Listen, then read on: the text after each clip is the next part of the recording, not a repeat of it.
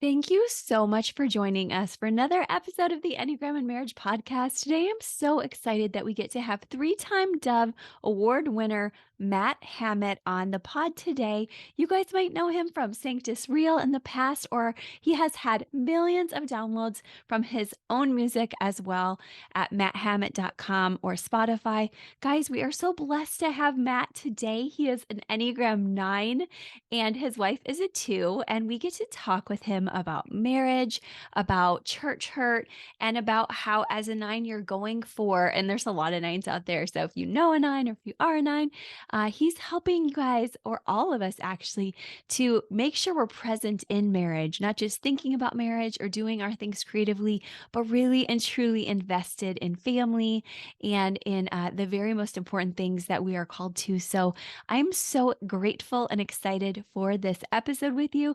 I'm also especially geeking out that he has a new song called Church Hurt, which he gets to talk about in our episode too. So we get that sort of double dynamic of, oh my gosh, we get to go to the depths of marriage as well as community hurt. So if you have either one, marriage or community hurt, he is sharing from his heart, and the wisdom he has is absolutely beautiful. So can't wait for you to watch/listen wherever you're at.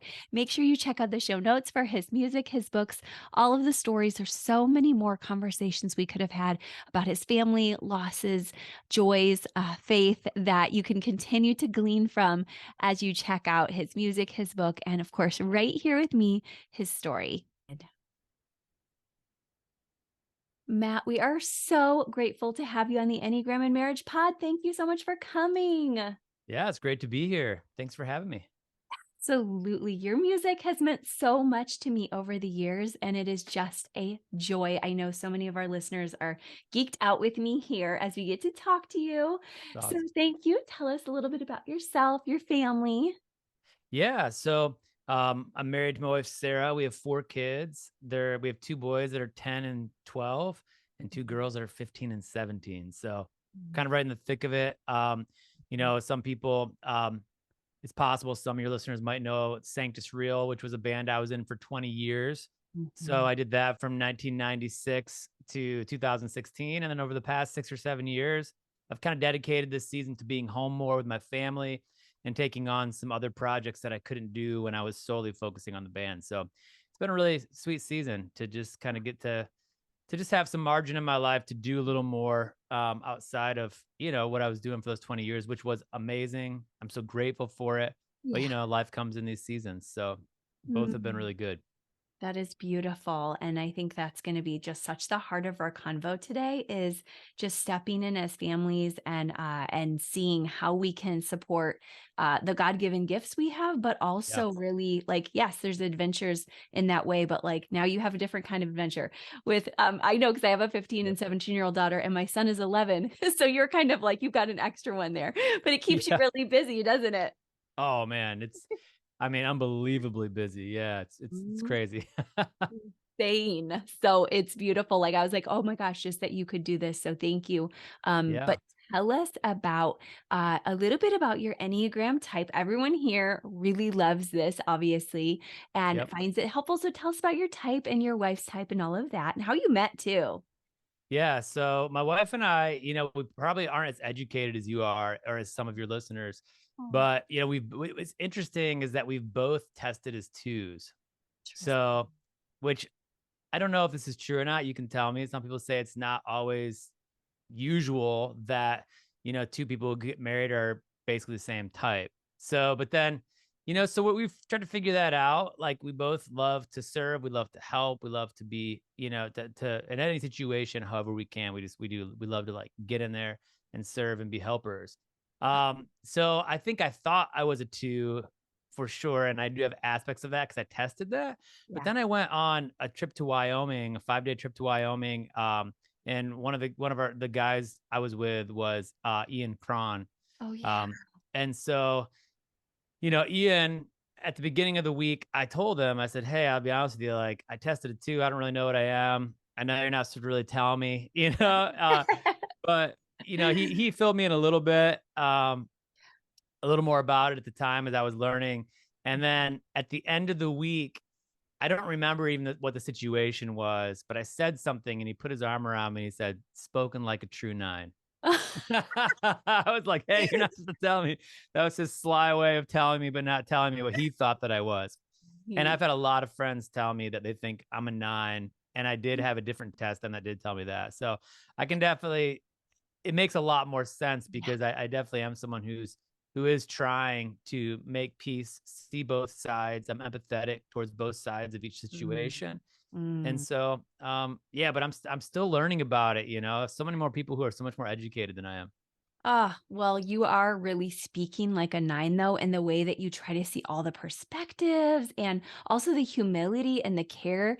It's showing forth. But I love that your wife is a 2 and that we actually call the 2 and 9 pairing here lovely hospitality because Oh, we really? noticed, yeah, when we kept seeing many, I love many that. 9s and 2s, we're like, oh yeah, like this is their mutual gift. So I love that you confirm that. We'll actually send you one of our pairing guides afterwards too, Oh, yeah.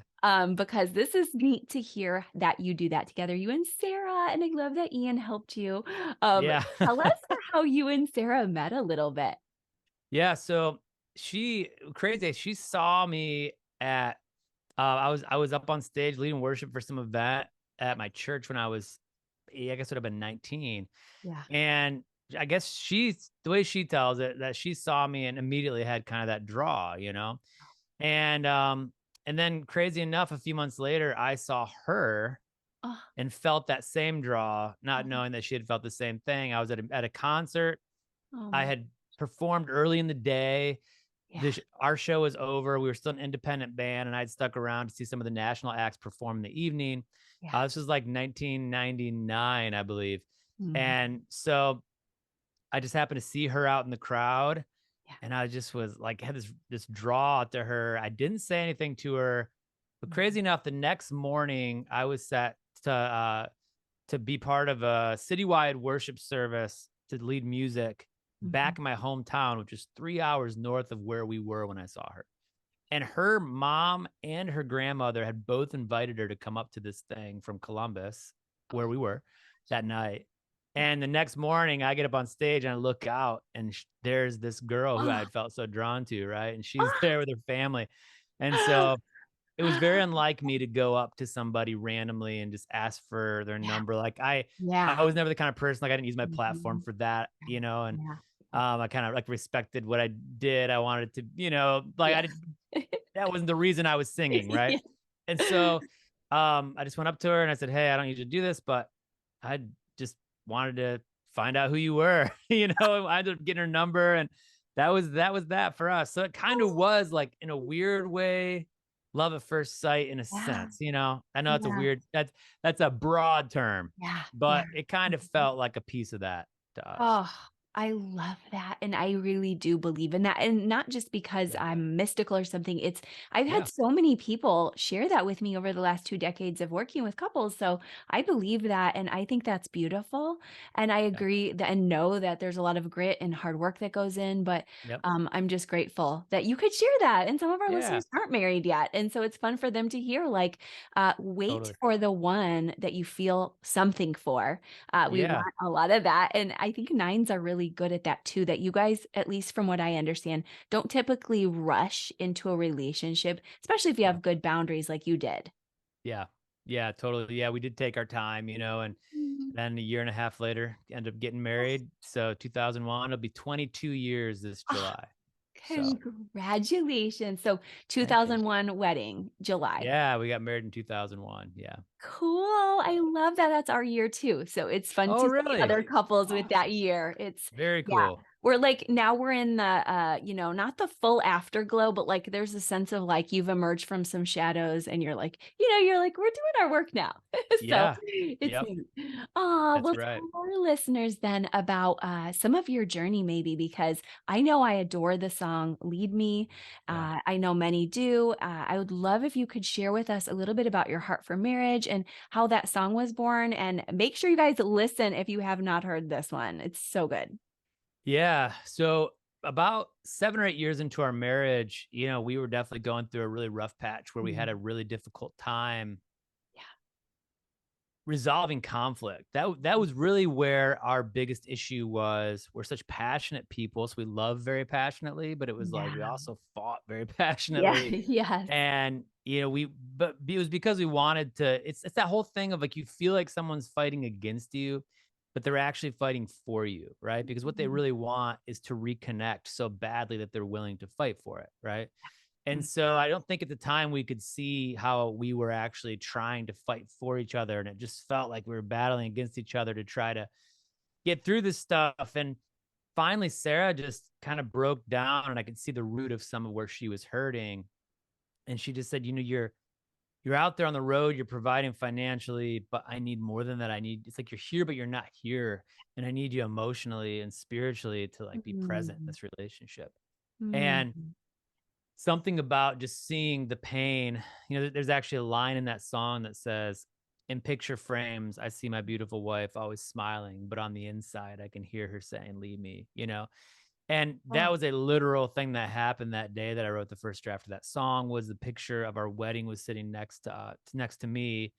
And I look over and she's so expectant and glowing in this photo. And then yeah. across from me is this woman who's like 7 years later, she's broken and she's weeping. And it's like, man, this is just not what anybody really Mhm. Mhm. anticipates, right? When you get into marriage, that's not what you're thinking about. You're thinking Yeah. about the good times. And so Mhm.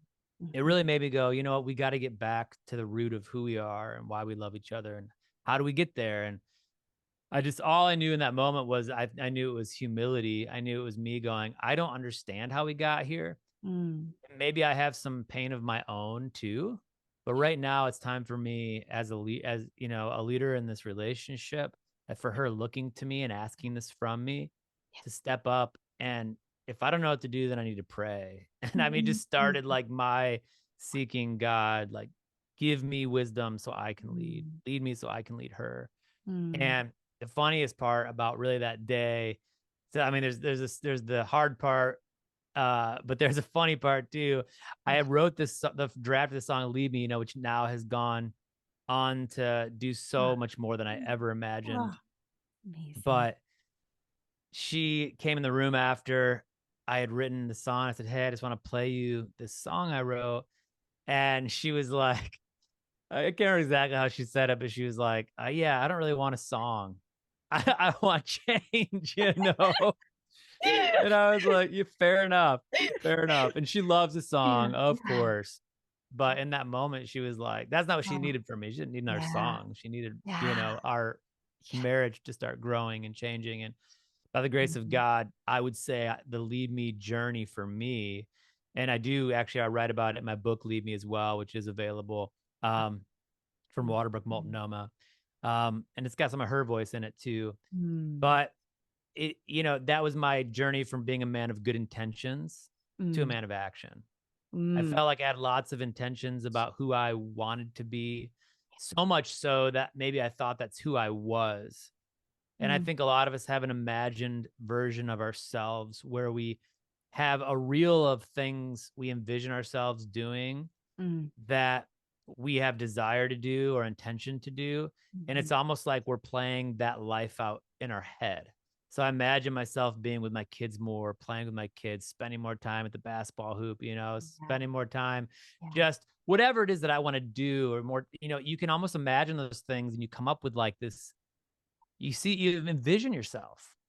And I think sometimes we grab on to the envisioned version of ourselves that we want to be, not realizing that nobody around us really sees that because they Mm. can't, because it's in our minds and we haven't taken those good intentions and lived them out to the Mm. degree that we see ourselves wanting to. And so I think for me, it was looking at the reality of those good intentions and visions I'd had and going, I haven't lived these out to a degree that's made my family feel loved. And so it's time Mm. to take those and live those out. And that's kind of been my journey over the years of learning to be that kind of leader in my home. That is so well said, and I think even just you're pricking the hearts of some of our listeners who maybe haven't come to that awareness of that fundamental attribution error, myself included sometimes, where we're like, "I am doing better than I really am," and when my Yep. spouse messes up, it's because, they don't have as good of an inner core as me, and we don't do that in intention, especially like a 2 or a 9 would never do that with intention, but just Yeah. hearing you say, sometimes, especially in the 9 space, we need more than intention, we need action, Yeah. and I think that's huge, and I think looking back at the song and as I've been prepping this episode and re-listening to that, I've been saying, I hear the 2 and the 9 in there, and I think most women, and many men as well, but have this quintessential 2 aspect to them of, I think of the 2 as the Eve and the ultra femme, and it's like every woman wants to be cherished and adored, and Yeah. most notably, though, our 2 females say, "I want time. I want you." And I've heard Suzanne Stabile say, I can't remember if she said it on my podcast or somewhere else, but she said that she was like a 2 saying, "I don't want the car ride with you where we're listening to worship songs.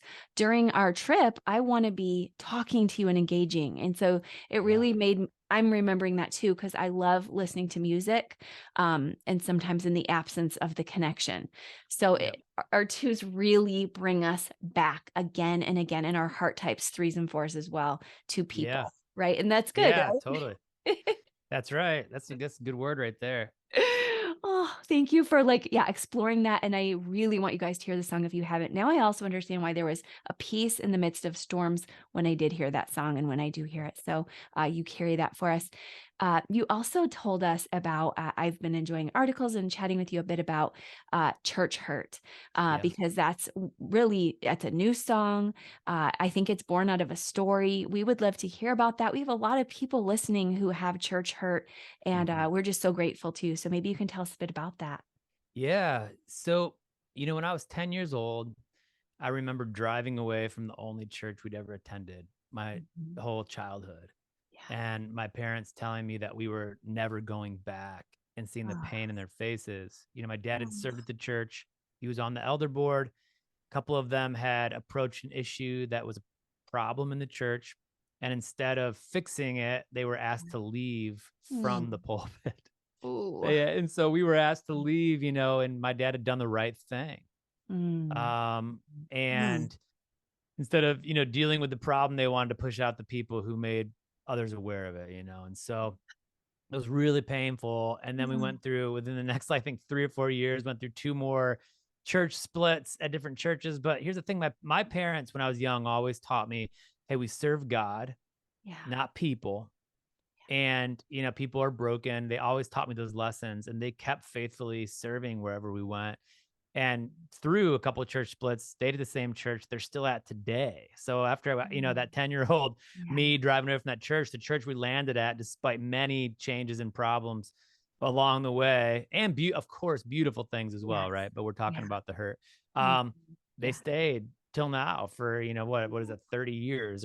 So they're Um, amazing people. But here's the thing, like, since then I've been able to have somewhat of a healthy, I think I've had a pretty healthy view of how to deal with my own church or as an adult, but it is real that we shift in and out of these communities, and we often see other people who are really hurt through these relational shifts or leadership shifts or people's failures and mm, communication issues and conflicts, and there's a couple different kinds of hurt, which is interesting because we've got people who I think deal with larger trauma, right? There is some people who deal with like abuse, that's very clear, and there's a clear um, person who's should be held accountable for what it is that they've done. So there's kind mm, of that group of people, which that those people I really hope can move to healing through some deeper mm, counseling, right, and get help.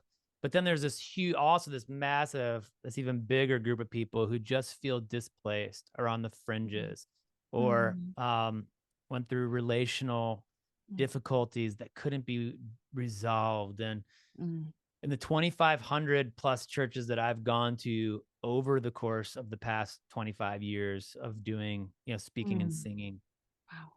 I've seen that most Christian people are the most amazing loving, sweet people who are caring for others in the world. The church does more good for people worldwide with missionary work and all the relief they bring and the people they feed and the orphans and the adoption. It's like we do amazing things, but I couldn't Mm, deny that mm, also everywhere I went, there were people who were hurting.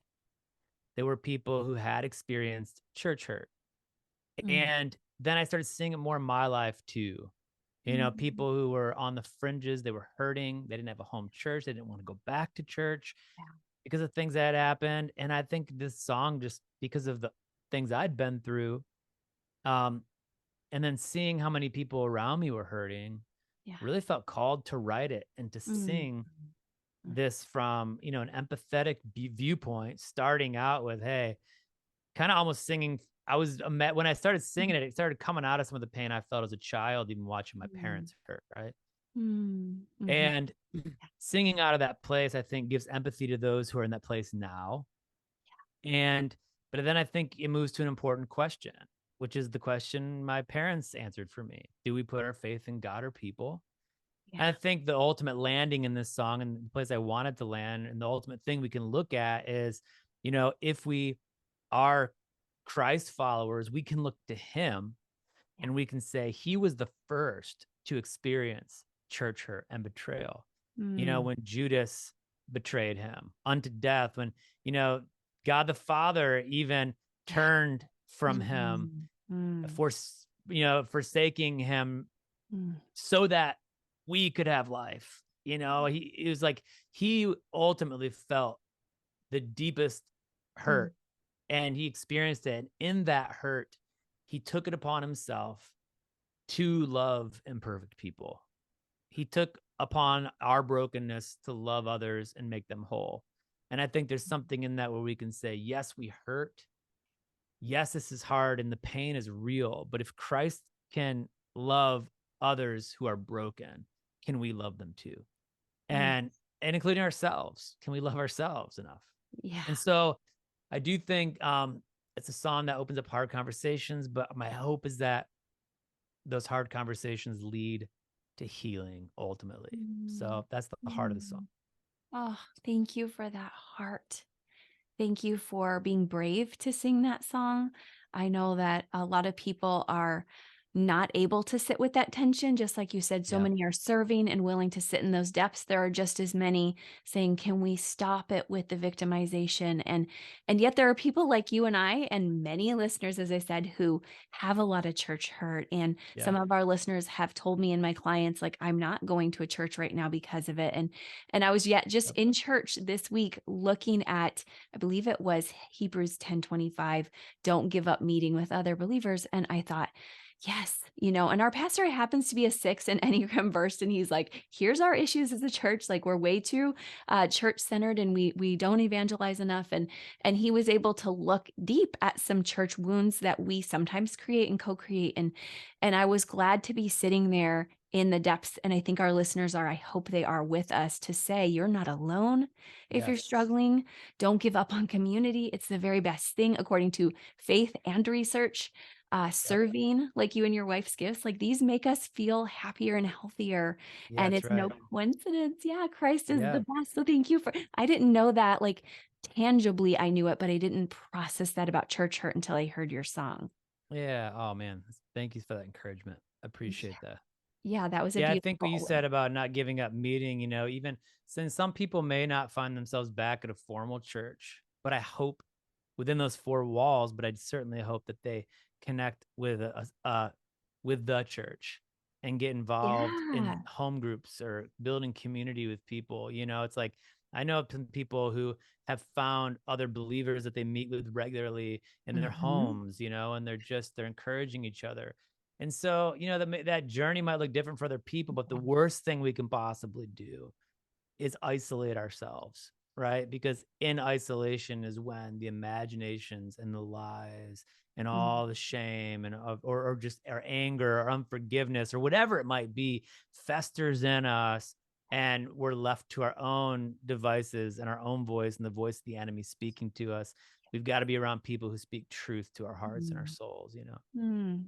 Yes, thank you. That is a beautiful reminder for those who are not ready to step that foot. And Yeah. as it's also a relationship podcast, I'm even thinking about how not long ago I said something to my husband after experiencing some church hurt, just much smaller, but still hurt and kind of Yeah. opened a wound. And I said, I don't know how long I'll be able to do this in a Sunday morning. I was like, our kids are so wonderful with our church is wonderful, but it's hard sometimes. I was like, maybe sometime I wish I could go to like a Thursday at 4, just this liturgical experience. And I was so blessed that my kind of high Baptist husband with Appalachia roots was like, I would do that with you. And I was just like, That's you know, awesome. emoji tears, like, "You would do that with Yeah. me?" And then, like, that gave me courage to come back on in and just, like, be Yeah. present with, like I said, very loving, nurturing church we're in now, but, just letting our listeners process, like, try to be there for your spouse too, as I'm Yes. sure you and Sarah have tried to do as you've walked the journey. Absolutely. Absolutely. Yeah. That's so important to do to, yeah, just to care for each other along the way. Yes, and any last tips for nines out there who are trying to lead well, but also knowing nines are like, "I don't necessarily want to lead, but I wanna be a healthy, agent in my marriage." Anything about that? Yeah, for sure. I think for me, the biggest thing, because, I'm empathetic and I look at both sides and I want to make peace all the time, I have had to learn um, along the way how to internally, I would say, and with God's help, like sometimes find my position on something and be okay with having that position that can be, I think, actually more helpful than there's that push and pull of always wanting to please people, always wanting to see both sides. Always that's good. But maybe for me, it's actually been helpful to process more of that internally before I just start talking, because a lot of times it's like I can be this way and that way, and I'm figuring out where do I, how do I move in each Mm, situation. I do think trying to be okay with the fact that like I don't have to make everyone happy. mm, I don't have to there's a fine line between empathy and seeing both sides, but also being willing to say, well, this is what I believe is right or is helpful. And mm, so coming, that, you know, I would say with confidence, finding our confidence in whatever mhm, situation it is to say, mhm. to lovingly say, hey, this is my opinion, this is where I stand, uh, without wavering on that, like in real time. It's okay. Yeah. Sometimes you need to have that. You Yeah. can be that person a lot of times to Yeah. shift and move and hear and, Mm, and discern. But I will say, yeah, learning to just say, if I disrupt the peace a little bit by standing for what I do know is right, even if I do it in a loving way, I gotta live with like living with that and being okay with that. I don't yeah. know. I hope I'm not just rambling on, Oh, but so helpful. Our nines are yeah, eating it up. yeah, I just do think that's important, to take to find this is who I am, this is what I believe, this is where Mm, God is leading me, and this is mm. where I can stand when I know I'm meant to stand. Mm, mm. And thank you for reminding nines, you don't have to be front and center all the time. Yes. But yet I am thinking of the reminders of power, love, sound mind. Like nines have a very special power gift. So when you're not in at all, we're missing that. And look at your beautiful voice. I mean, that's what I hate to say, but the enemy does try to get the voice of the nine. Like that is the thing. I've known so Yeah. many nine, ironically, singers too, because I do feel like that's a special gift of nine. And I'm grateful that you're in your power, but also like you said, like you do see all sides. So hopefully there's a way nines can insert themselves with that love that you also recommend pairing it with. Yeah, absolutely. Oh, well, thank you, Matt, so much. This has been incredible. Tell everybody where they can find your music, your book, everything. Yeah, so if people go to matthammitt.com, they can literally just find links to everything. So on the front page of my website, Okay. I've got a link to where people can stream Church Hurt. They can watch the video. They can download a 7-day Oh. devotional that's free that I actually put out around that song. Oh. And then also I've got like a link there for my book as well. So yeah, people can check it out. Or I would love it if people followed me. I mean, I'm on Facebook, but I'm also on Instagram. So people can follow me there as well. Oh, thank you, Matt, so much. We will put all of that in the show notes now. I get to go geek out on that series. I love reading, so I'm excited to read your Awesome. devotional. And I know we have a lot of visual learners, so thank you, Matt. Yeah, thank you, Krista. I really appreciate you having me on. Absolutely, my pleasure. Okay, guys, thank you so much for being part of that episode with us. I feel like we got to just sit down and have coffee together with Matt. What a gift to all of us. If you're a dad out there, happy Father's Day this coming week if you're listening live. Otherwise, just doing your part, whatever you're in for seasons, for life. It looks like getting in, as we talked about today, and not pushing our way out or even just kind of hanging in our fun zone. So, thank you for listening and for just taking one thing from today's episode with you. Think about what that is right now. We're so grateful to have you on the journey with us. And make sure you grab those show notes for all the goodies right there for you from Matt. Okay, talk to you soon. Bye bye.